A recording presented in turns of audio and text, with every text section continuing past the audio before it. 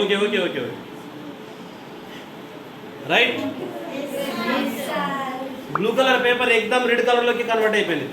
So ఇది ఏంటంటే ఇది యాసిడ్. ఇది ఒకటే కాదు, ఇక అన్ని టెస్ట్ చేయొచ్చు. ఆడబెట్టినా ఇప్పుడు అది కింది గాయపోయింది మనకి.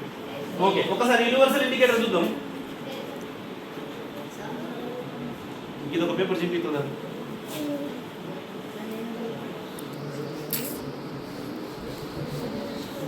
రైట్. ఇప్పుడు యూనివర్సల్ ఇండికేటర్లో దీన్ని టెస్ట్ చేద్దాం ఒకసారి.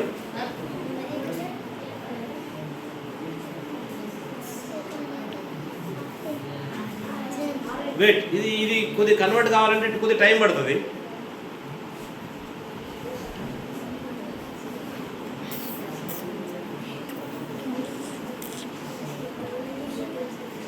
మెల్లిమెల్లిగా టర్న్ అవుతుంది, కాసేపటికి టర్న్ అవుతుంది.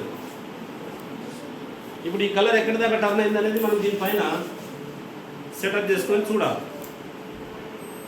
ఓకే, ఈ కలర్ ఇప్పుడు దేనికి సూట్ అయింది? కలర్ దీనిగా దీనిగా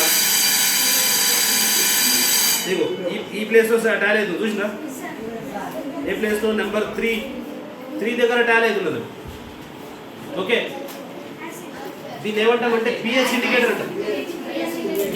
దీన్ని పిహెచ్ ఇండికేటర్ ఏమంటారు?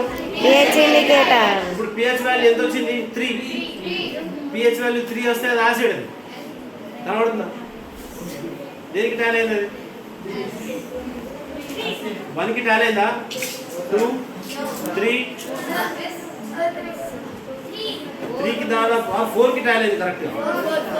ఓకే, ఇంకా ఎక్కడైనా సరే అయితే మరి యాడైనా యాసిడ్ అయినప్పుడు గినియాల నంబర్లు ఎందుకు? ఈ పైదానికి టాలీ అయితే అది పవర్ఫుల్ యాసిడ్, అంటే కాన్సన్ట్రేటెడ్ యాసిడ్. మెల్లిమెల్లిగా కిందికి వెళ్ళిందనుకో, ఇక్కడ వస్తే దీన్ని వీక్ యాసిడ్ అంటారు. 1 వచ్చిందంటే అది స్ట్రాంగ్ యాసిడ్. ఏం యాసిడ్? ఇట్లా కిందికి పోయినా కొద్ది డైల్యూట్ అవుతుంది. ఇది వీక్ యాసిడ్ అంటాం. అదే ఇటు తిప్పినాం అనుకో, ఇది వీక్ బేస్. డార్క్ కనిపించింది అనుకో, స్ట్రాంగ్ బేస్.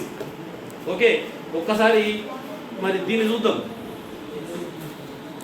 అక్కడ సబ్బు ఉందా?